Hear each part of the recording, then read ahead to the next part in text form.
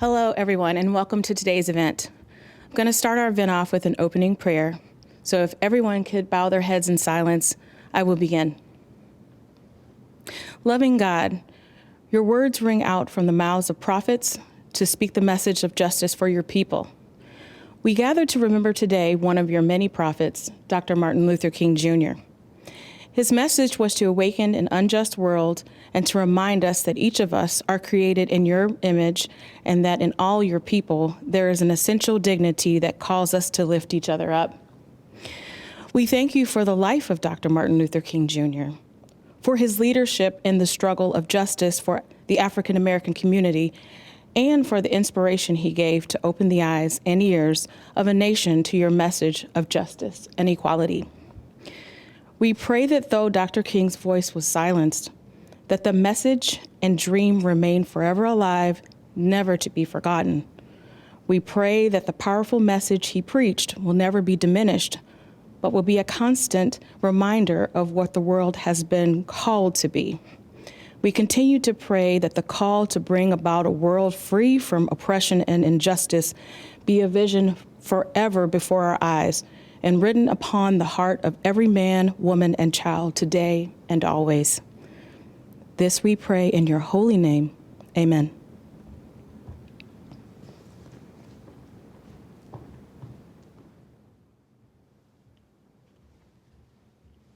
Welcome.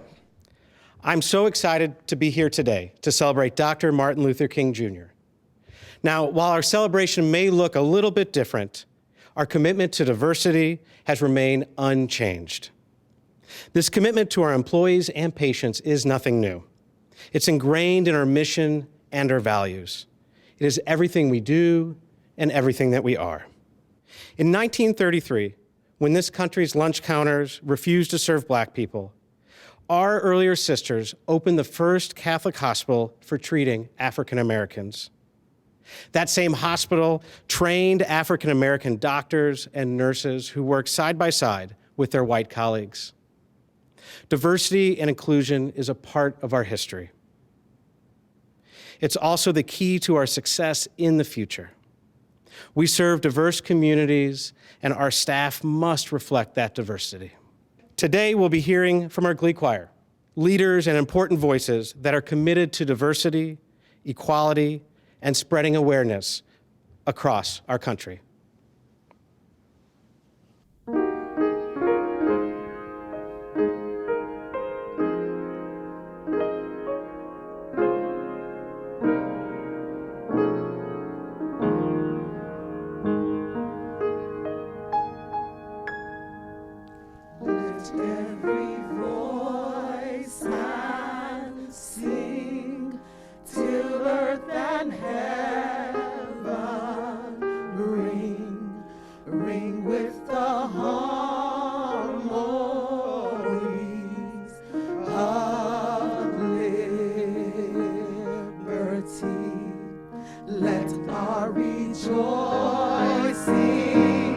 Brought.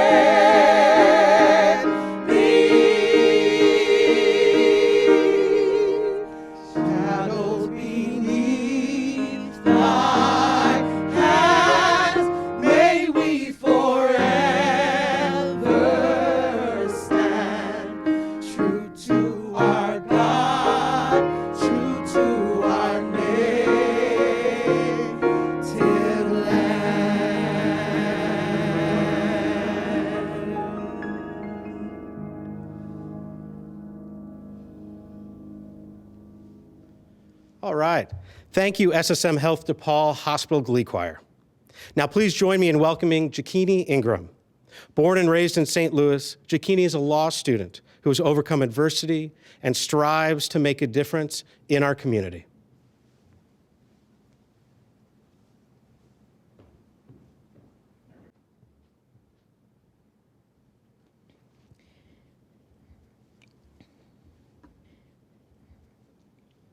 The news headline went something like this: Harris bursts through another barrier, becoming the first female, first Black, first South Asian vice president-elect. My mind set sail toward London. My 8-year-old niece with a firebomb for a heart and a smile so big, she makes the sky insecure. She is ambitious. Hope is the thing with feathers that perches in the soul and sings the tune without words and never stops at all. Let this poem be her tune, her melody for more, hopefully anticipating the day that she will become the doctor she always said she would. I can't help but think of all the things that I had hoped for when I was her age, eyes ripe with goals that I never achieved, but hands full with blessings that were often too big for me to carry. I can't help but think of my news headline. I hope you sing this tune because I too have hummed along and I am tired of existing in the anguish of my own inadequacies. I hope to be remembered as the woman I was, the woman who could dance to the rhythm of winged seraphs like King David in Jerusalem. Like this here is my praise song. When you go to speak of me, I hope you tell them that I loved my friends with a fierceness, that I prayed their demons away on nights they forgot they had rose petals under their feet.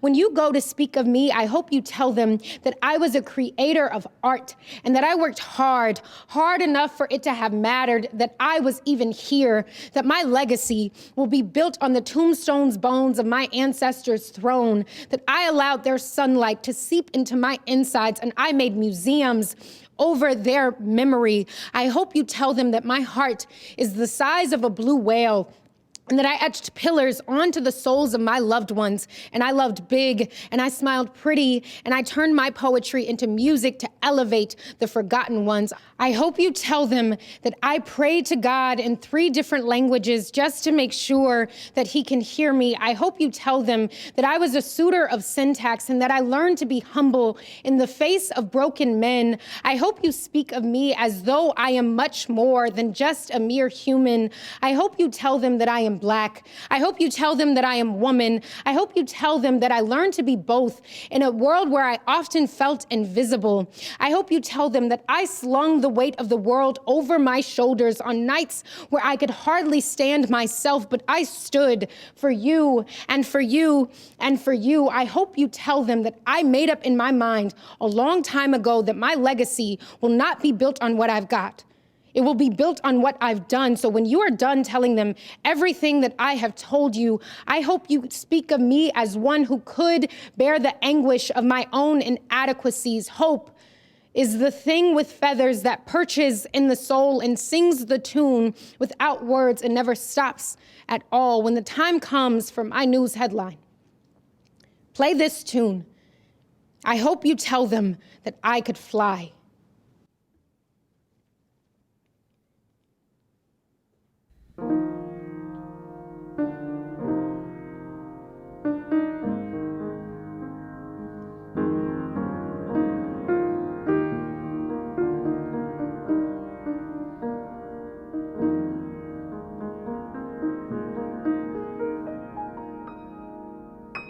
And I never thought I'd feel this way. And as far as I'm concerned, I'm glad I've got the chance to say that I do believe I love you. And if I should ever go away, well then close your eyes and try to feel the way we do today. And then if you can't remember, keep smiling, keep shining, knowing you can always count on me for sure. That's what friends are for. In good times and bad times, I'll be on your side forevermore. That's what friends are for.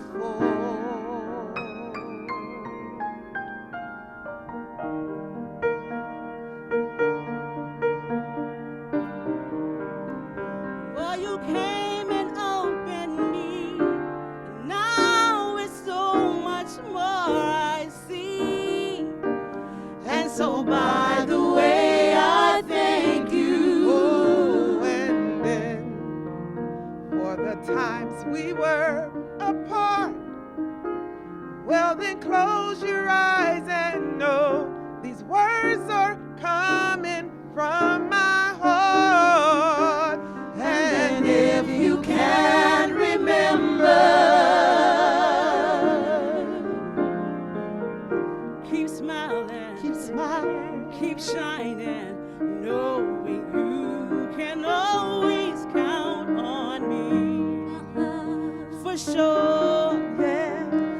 That's what friends are for. in good times and bad times, I'll be on your side forevermore. that's what friends are for. Oh, yes. Woo, woo, woo, woo. Keep smiling, keep shining, knowing you can always count on me. For sure.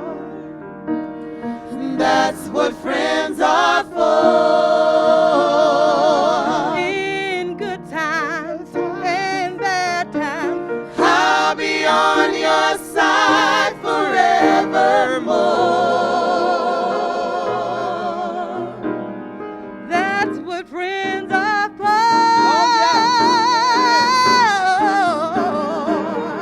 Keep smiling, Keep smiling. keep shining, knowing you can always count on me. For sure, That's what friends are for. in good times and bad times, I'll be on your side forevermore. that's what friends are for. Oh, yes, oh, yes. Oh, keep smiling, Keep smiling. keep shining, knowing you can always count on me. For sure, 'cause That's what friends are for. in good times, and bad times, I'll be on your side forevermore. oh, that's what friends are for. Uh-huh. That's what friends are for. That's what friends are for. You can count on me. That's what friends are for. I got your back. I got your back. Yeah. That's what friends are for. Keep smiling, Keep shining. keep smiling, keep shining. That's what friends are for. Good times, bad times, good times, bad times. Yes, that's what friends are for.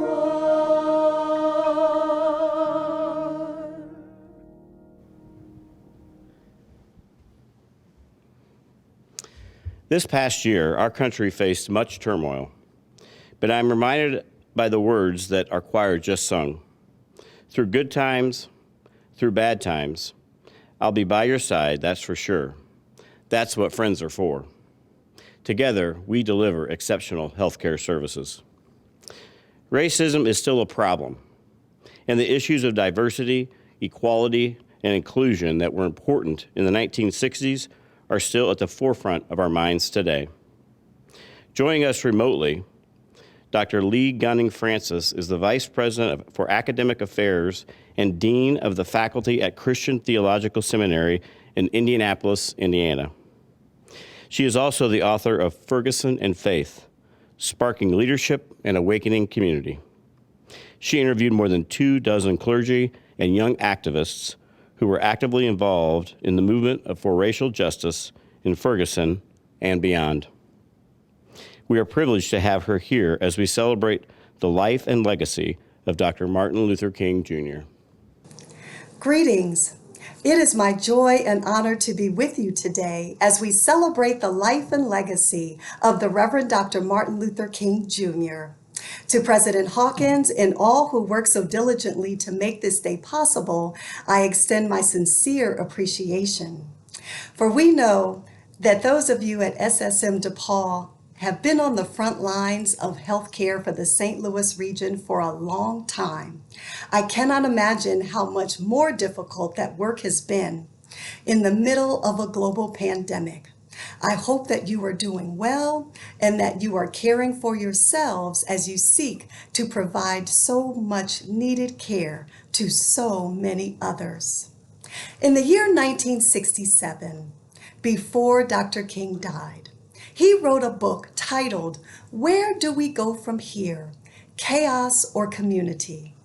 And in this book, he surveyed many of the accomplishments that had happened throughout the civil rights movement, the way that men and women and children had put their bodies on the line to seek to help this country be a place where it could truly have an opportunity for liberty and justice for all. We saw the enactment of the Civil Rights Act in 1964 and the Voting Rights Act in 1965. But Dr. King found himself standing at a crossroad where he was still asking, despite all of the accomplishments that had been made, realizing there were still miles to go before we could rest. And I wonder if we too might ask ourselves Dr. King's question this day: where do we go from here? Chaos or community? For we know that the United States is the world leader in COVID-19 infections and deaths. We have seen homicide rates spike exponentially in the St. Louis region and around the country. Where do we go from here? Chaos or community? Friends, these are extraordinary times, and these extraordinary times call for extraordinary measures of grit and grace-filled actions. For we know that the COVID-19 pandemic has exposed the health, the economic, the educational fissures that exist in our society. And too often, the fault lines still fall along lines of race and class. Black people have been disproportionately impacted by the COVID-19 pandemic. And as the numbers continue to grow and the infections continue to grow, we have to be all the more diligent in seeking to eradicate so that the numbers can go down to zero. We see that the gun violence numbers, as they continue to surge and as the homicide rates continues to climb, that gun violence remains a public health crisis in the United States of America that needs to be addressed as such. And these extraordinary times, ladies and gentlemen, are calling for us to stand in our truth, to face our reality, to roll up our sleeves, and to do the harder work of saying that, yes, we are wanting to truly be a community, a country where liberty and justice for all is a reality for all. But as things stand today, it still is not the case. So where do we go from here, ladies and gentlemen? Do we go further into chaos? Or do we do the harder work of building what Dr. King called beloved community? The kind of community where Black people and white people and brown people and people that are immigrating from places all over the world and people who have varying kinds of abilities and disabilities and people that are same gendered loving people, that no matter who you are, no matter where you live, no matter where you went to high school, no matter what your zip code, no matter what your gender, no matter what your race, that you are treated as a full human being? Are we willing to stand up and admit that yes, we have had a horrific past that has denigrated and decimated individuals and communities up until this very day? But we don't want to live that way anymore. We truly want to be a place where every life is valued. But friends, if we are going to be that type of country, we have to, one, stand in our truth. We have to acknowledge the wrongs of the distant and recent past, and we have to commit to forging a better way forward. This doesn't come by magical thinking, and nor will it happen by just merely wishing and hoping. It happens when each of us as individuals, when as communities, we're as institutions, we're as healthcare systems and educational systems and criminal justice systems seek to work for the benefit of all, and not just for the benefit of few. Because we know that the data shows us that only a few have truly been benefiting. Where do we go from here? Chaos or community? It is my hope that this Martin Luther King Jr. Day, in the middle of a global pandemic that has claimed the lives of hundreds and thousands of people right here in our country, in the middle of the rising violence that we are seeing on the streets across St. Louis and around the country, and in the middle of a time where we are going into a new presidential transition, we pray that this truly can be a time where we commit for liberty and justice for all, for building the beloved community, and for becoming all that I know we have the capacity to be. For there is nothing less than our children's future that is at stake. Let's choose to build community today. Thank you, and God bless you.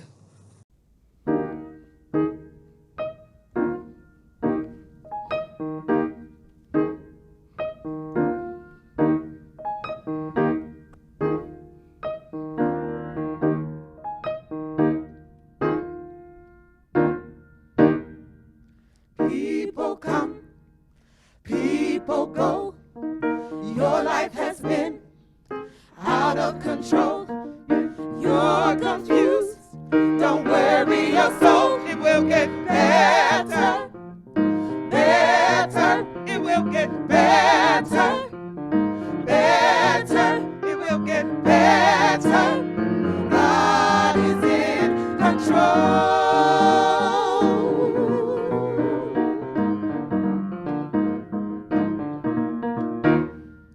Find your place within your heart. Hold it close. Don't ever depart. It gets cold in the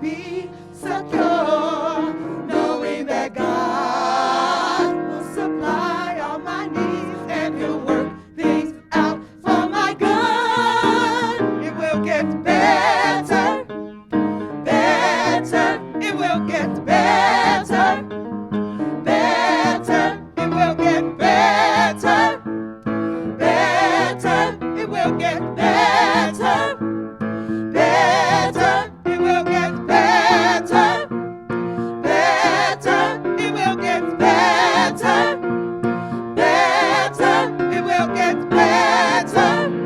God is in control. God is in control, yeah. God is in control. You don't have to worry. God is in control, yeah. God is in control. God is in control. God is in control.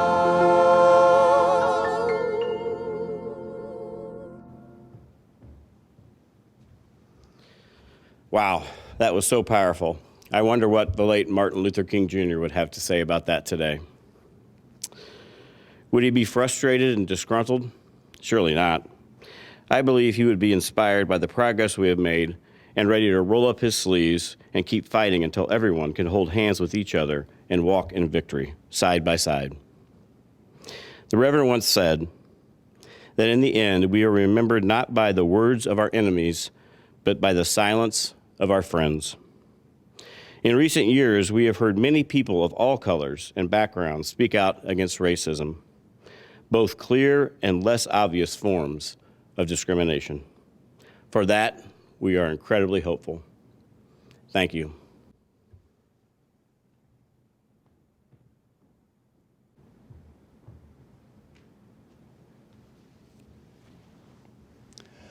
On behalf of everyone today, we would like to thank you for being with us. Let us close now with a prayer. Gracious God, you create us and love us. You make us to live in community.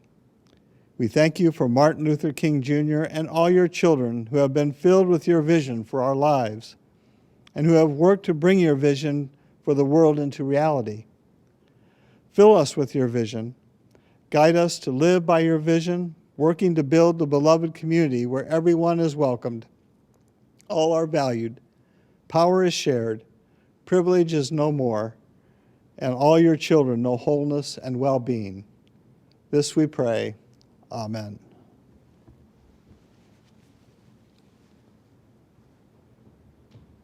In honor of Dr. Martin Luther King Jr.'s birthday, we are singing Stevie Wonder's favorite, Happy Birthday to You.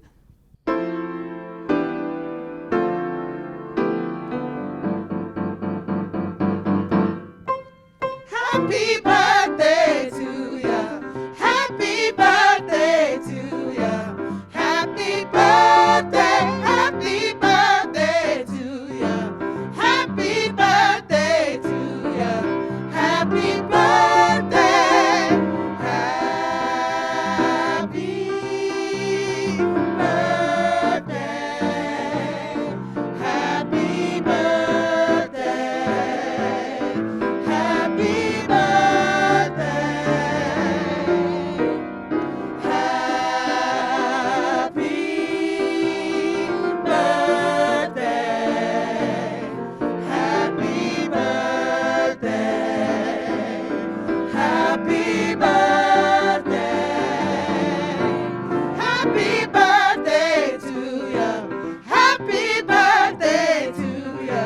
Happy birthday. Happy birthday to ya.